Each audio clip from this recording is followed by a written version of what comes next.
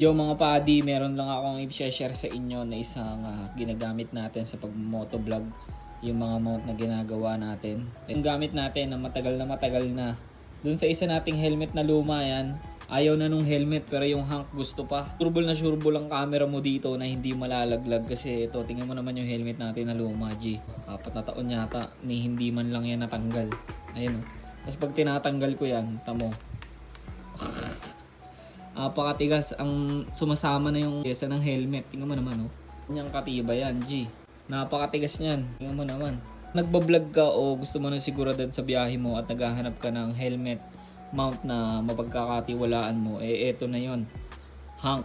Yan yung box niya pagka na-receive nyo. Para sure na legit yung makukuha nyo, dyan lang sa baba kayo umorder. Let's go!